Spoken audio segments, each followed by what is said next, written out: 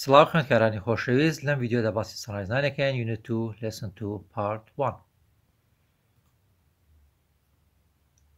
لێسن تووە ئەچی وەدت شۆنکانڕی دوو شۆنکانڕینای زەلامەکە سای ناسێنین هەروەها بابەتەکە باسی چەکە لە ڕووی گرامەریەوە باسی پاسەمپڵەکات ئەفەرمەتیڤ and WH questions ڕستەی خەبەری ڕستەی ئاسایی لەگەڵ ڕستەی پرسیاری بەچی WH questions بە بەکارهێنانی WH ئەو وشانی کە بە WH دەست پێکات هەروەها چیش prepositions of directions prepositionی ئاراستەکان ئۆکەی بە سەرەتا گوێ لە ئەوە لێسن and read سەرەتا با گوێ لێ بگرین بۆ مام بخوێنێتەوە. Unit 2, Lesson 2, Activity 1. Listen and read. The Royal Mile. The Royal Mile is an old street in the centre of Edinburgh. It goes from Edinburgh Castle to Holyrood Palace. Gladstone's Land is an old house near the castle. It is over 350 years old and has 6 floors. Some older houses had 10 floors and were the world's first skyscrapers. The houses were very close together, with dark, narrow paths between them. Walk down the Royal Mile from Gladstone's Land and you come to another interesting old house. Deacon Brodie lived here over 200 years ago. Brodie was a well-known man in Edinburgh. In the day, he made furniture, but at night, he had another secret job. He was a burglar and stole things from other people's houses. Walk further along the Royal Mile and you come to the bakehouse on the left. In 1851, 230 people lived in this small house. It was very crowded and dirty. The famous film star Sean Connery lived in Edinburgh when he was young. He delivered milk to people's houses from a horse and cart. ئۆکەی یەک جایکە گوێ لێگرینەوە پاشان ئەیکەین بە کوردی.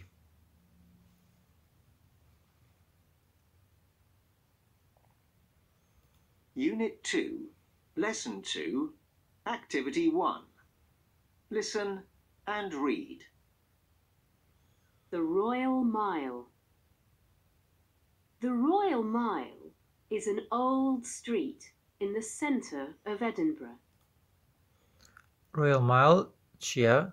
is an old street گەڕێکێکی کۆنە لەکوێ in the center of Edinburgh لە سنتەری شاری Edinburgh.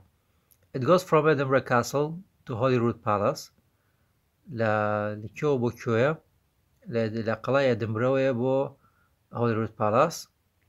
Gladstone's Land is an old house.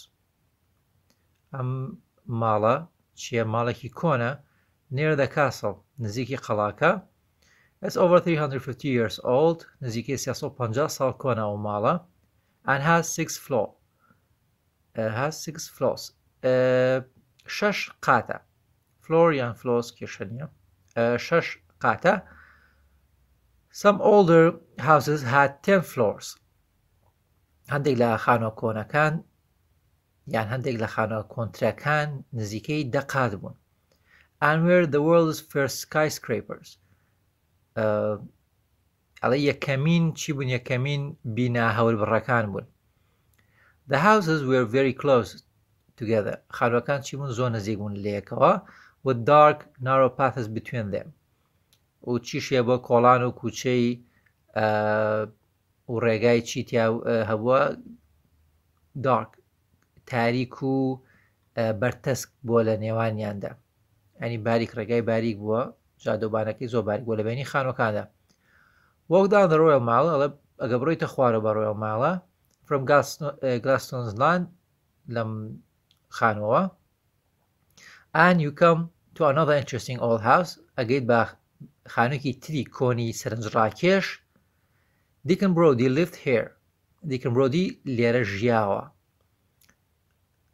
over 200 years ago نزیکەی 200 ساڵ پێش ئێستا Brodie was a well-known man Brodie کەسێکی ناسراو بە well-known ناسراو بە man پیاوێکی ناسراو بە in Edinburgh لە ئەدنبرایە in the day لە ڕۆژە he made furniture لە ڕۆژە مۆبیلیاتی دروست کردووە واڵین تەپەک و کورسی و مێز و قەنەفە و شتانە but at night بەڵام لە شەوە he had another secret job چی هەبووە had another دانێکی تری هەبووە چی job کارێکی تری هەبووە کە چی بووە secret نهێنی بووە کارێکی نهێنی تری هەبووە he was a burglar دز بووە and stole things from other people's houses هەروە چی کردووە شتی دزیوە لە چی لە ماڵی خەڵکی ترەوە یان لە ماڵی خەڵکی تر واتە دز بووە هەڵی کوتاوە سەر ماڵان و شتی دزیوە walk further ئەڵێگە زیاتر بڕۆیت along the Royal Mile بە درێژای شەقامی Royal Mile and you come to the bake house on the left ئەگەی بە چی بە bake house با بڵێن وەکو بڵێ شوێنی سەموخانە و نانەوەخانەوە on the left لە لای چەپۆ in 1851 لە 1950 230 people lived in this small house 230 people lived in this small house 230 کەس ژیاون لەم خانووە بچکۆلانەیە it was very crowded زۆ قەرەباڵغ بووە and dirty هەروەها پیسیش بووە تاوان ئەگەر کۆمەڵێکی زۆر خەڵک لە شوێنێکی بچووکا بژین هەر پیس ئەبێت 230 کەسی تیا ژیاوە The famous film star ئەستێرەی سینەمایی بەناوبانگ Sean Connery کە ئەم ئەکتەرەیە lived in Edinburgh when he was young لەکوێ ژیاوە لە ئەدەمبرە ژیاوە کاتێک کە گەنج بووە he delivered milk چی گەیاندووە شیر milk شیری گەیاندووە to people's houses بۆ ماڵی خەڵکی from a horse and cart from a horse and cart ینی بە ئەسپ و عارەبانە شیری گەیاندووە بۆ ماڵی خەڵکی ئەجا هینێکی هەیە جیمز بۆند قسەیەکی زۆر بەناوبانگیە کاتێککە خۆیان ناسێنێت وەکو ڕستێکە کە پێی ئەناسرێتەوە ئەوشی ڕستەکەڵی لە فیلم شتەکانە زۆرجارڵەچی my name is Bond جا تۆزێکەوە سنجاڵە جیمز بۆند وەکو شتێکە خۆی ناسێنێ و پێی بەناوبانگە و قسێ ئۆکەی پێش ئەوەی باسیەوە بکەین لێرە لەبەری بابەتەکەەوە گوتمان باسی چیە کات باسی پاس سمپڵە کات ئەگە دیقەت بێ The Royal Mile is an old street in the centre of Edinburgh. It goes from ئەوە لێرەی تینە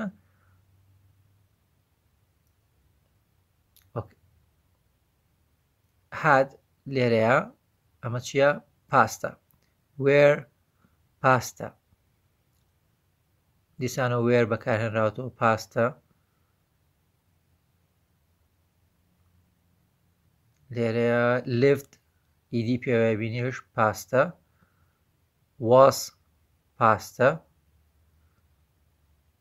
made پاستە طبعا ئەوانە وەسەکان پاستی یا ئامە یا ئزە طبعا وێرەکان پاستی ئاڕە lived ئیدی پێوەیە تەنها پاستی livە و هەروەها لێرەیە چی made پاستی makeە was دیسان بەکارهێنراوەتەوە دوایەوە lived دیسان نووسراوە was دیسان پاستە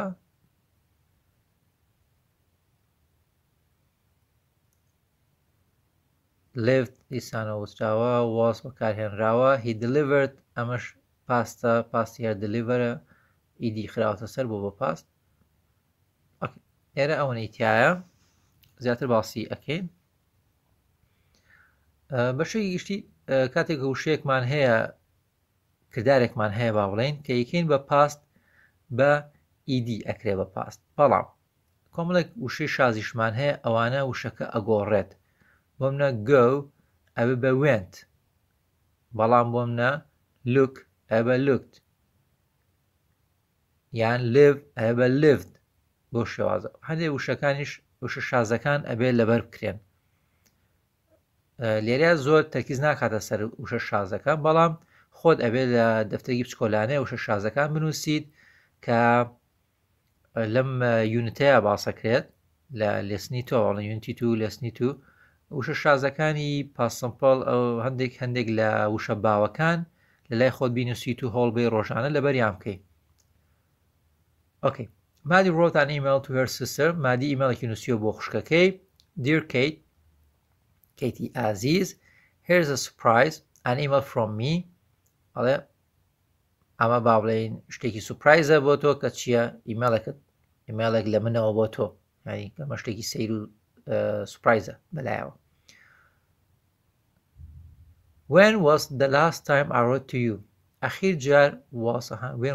جار کەی بووە I wrote ئەمە ڕابردووی چییە write ئەمەیەکێک لە شازەکان write ئەبە wrote to you ئەخیر جار کەی بووە کە نامان بۆ نووسیوی I can't remember نایەتەوە یادم.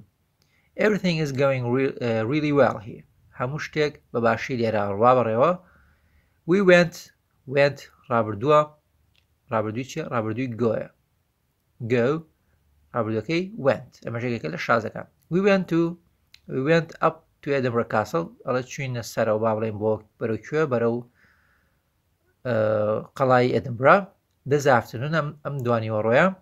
It's over 1000 years old ئەڵە زیاتر لە 1000 ساڵی ئەو بینایە یان ئەو قەڵایە پێش 1000 ساڵ دروست کراوە یان زیاتر لە 1000 ساڵی تەمەنە. And is actually on top of an old volcano ئەڵێ and it's actually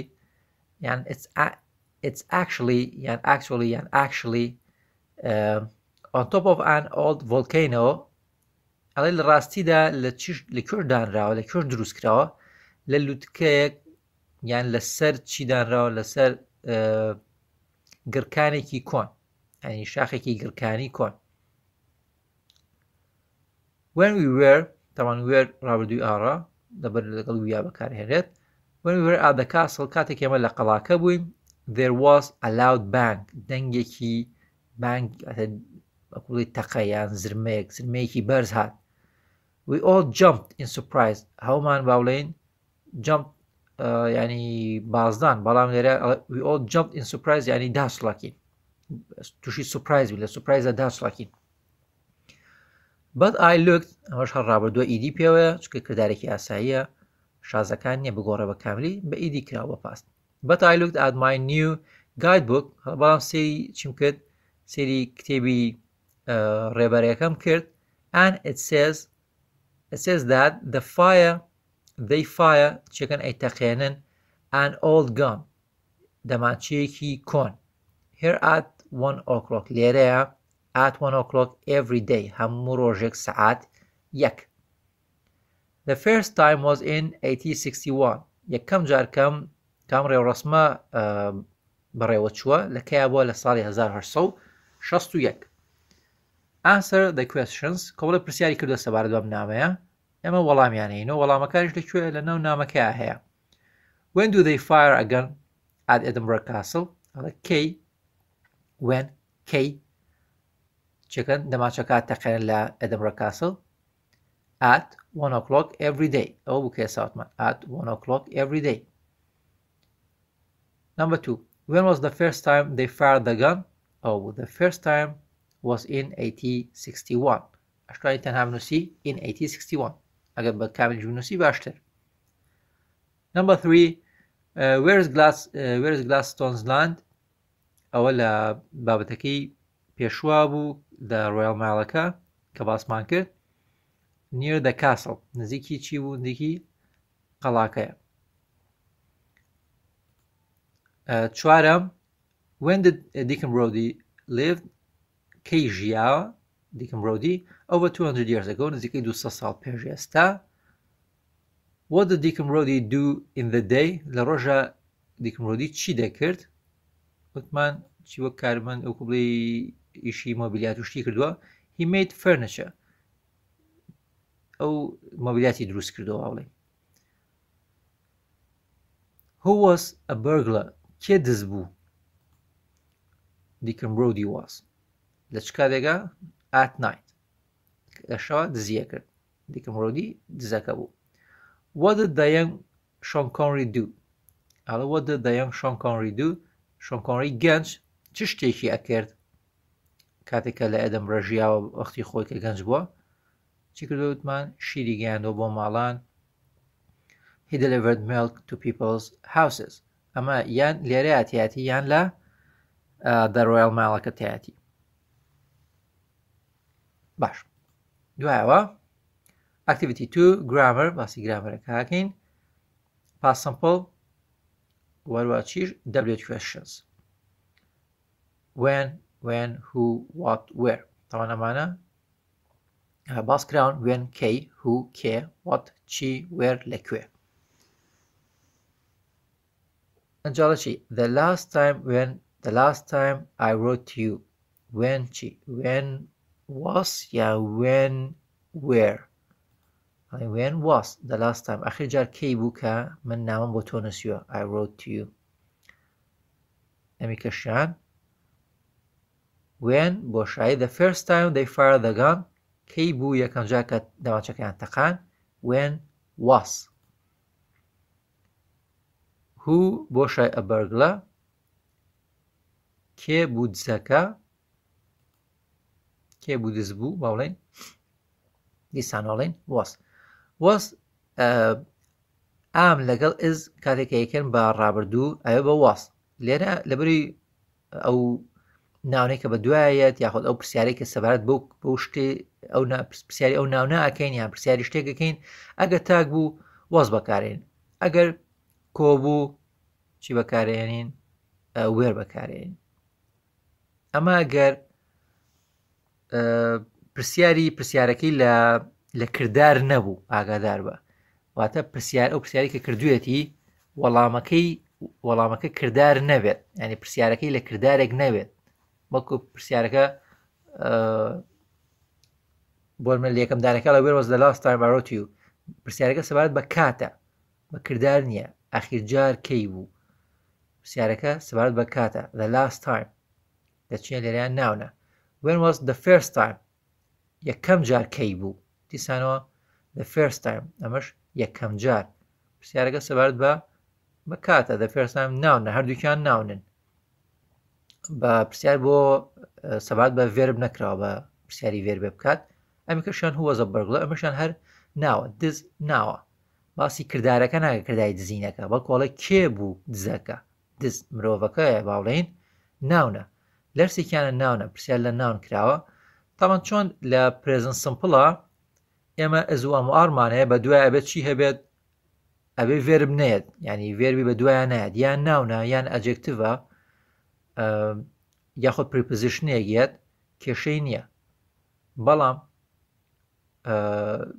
نابێت چی بە دوای بێت کردداری بە دوای ئەگەر کردداری بە دوای بێت لە پرێزن سمپڵیشە ئەبوو بەچێبوو بە پرێزن کەنتینیۆس لە پاس سمپڵیشە ئەگەر کردداری بە دوای بێت ئەبێ بە پاس کەنتینیۆس لێرە باسی پاس سمپڵەکەین بۆیە کردداری لەمانەیە هیچی کردداری بە دوای ناتوە شتەکانی کە بە دوایاتوە هەمووی ناونە بە دوایانە ناون بێت یاخود پرسیارەکە لە ناون کرا یان لە پریپۆزیشن کرا یان لە ئەجێکتیڤە کرا بۆ ئەجێکتیڤە کرا با بڵین was بەکارین was و وێر بەکارێنین و بە پێی تاکو کۆی ئەو شتی کە پرسیارمان سەبارەت پێ کردووە was بەکاری ئەگە تاک بوو ئەگە ئەو شتی پرسیارمان سەبارەت کردووە ئەگە کۆ بوو ئەڵێن وێر بەڵام ئەگەر لە خوار و دیقەتی ئەمە بەی what the young Sean Connery do Sean Connery گەنج چی کرد لێرە پرسیارەکەمان لە چییە پرسیارەکەمان لەوەیە کە چی کردووە ئەنی کارەکەیە لە کردارەکەیە بۆیە بۆ کاتێکە باسی کردارێکەکەین چی بەکارەهێنین did what did Sean Connery do یان what did ئەگەر the young Sean Connery بیکەین بە هیچ ئەتوانین بڵێین what did he do ئەو چی ئەکرد یان ئەو چی کرد کاتێکە وەرمە کاتێککە گەنج بوو لە ئەدەمرە ژیە لێرە پرسیارەکە سەبارەت بە کردارە بۆیە چی بەکارێنێن دید کە دیدیشە هەبوو لە ڕستەیە ئاگاداریەوە بە کە ددت هەبوو لە ڕستەیە ئیتر پێویست ناکە کردارەکەشە کردارە ئەسلیەکەت بکەیت بە پاست لێرە کردارە ئەسلەکەت چیە دووە بۆچی لێشان نەماوە دید what did the young Sean Connery did لەبەری کە ددت هەبوو ئیتر پێویست ناکە کردارە ئەسلیەکە بیکەی بە پاست یەکسەری کە ددبینی ڕستەیە بە پۆزتیڤی بێ بە پۆزتیڤی بێ بە نێگەتیڤی بێ بە پرسیاری بێ یەکسەری ئەزانی کردداری ڕستەکە شێوە ئاسایەکی خۆیڕێ بیس وەرەگرێ باڵێن ئەچێتە سەر فۆرمە ئەسلیەکەی خۆی هیچ ئیزافاتێکی بۆ ناکەین لێرە دوو ناڵێن دێت ئەگەر بۆ منە گۆمان هەوێ یا ناڵێن وێنت یان بۆ منە لێرە لە دووەمدانیاڵێن چی وێر بۆ شای دیکن برۆدی لێف لێرەشە سەبارەت بە ژیانەکەی بە کردارەکەڵێن لەکوێ ژیە لەکوێ ژیە بۆ هەرڵێن چی وێر دت دیکن برۆدی لێف ناڵێن لێفد بۆچی لەوی ددەکەمان هەیە ئیتر ئەم کردارە پێویست ناکە بگەین بە پاست ڕستەکەت خۆی هەمووی پاستە ئەی فۆرمی ڤێربەکە بۆچی پاست نییە لەبری ددت هەیە لە ڕستەکەیە وەک گوتم ئەگەر لە پرسیاری شابوو لە ڕستەیەکی ئاسایی شابوو بە پۆزتیڤی بێ بە نێگەتیڤی بێ ئەگە ددت بینی کردداری ڕستەکەت نابێ بیکەی بە پاست ئاگادار بە هەر بە ئاسایی بینوسە ڕستەکە خۆی ئۆتۆماتیکیان کە ددی تیا بوو یەکسەریە بێ بە پاست هیوادارم ڕوون بێت نازانم گەر پرسیار شتێکتان هەبوو ئەتوان لە کۆمنتا بینوسن دووبارە یەکەمەوە یاخود بۆی کە لە ڤیدیۆی داهاتووە باسی بکەم پرسیارەکانتان بۆی کە ڕوونی بکەینەوە ئۆکەی بەیەک جار گوێی لێ بگرین Unit 2 Lesson 2 Activity 2 Grammar. Past simple. Were questions. When was the last time I wrote to you? When was the first time they fired the gun? Who was a burglar? What did the young Sean Connery do? Where did Deacon Brodie live? ئۆکەی تیارە بەسە بۆم ڤیدیۆە بەشەکانی تری ئینشەڵا لە ڕۆژانی داهاتوە دابەزێنین هیوادارم سوودی بوو بێت بە هیوای کاتێکی خۆش خواتان لەگەڵ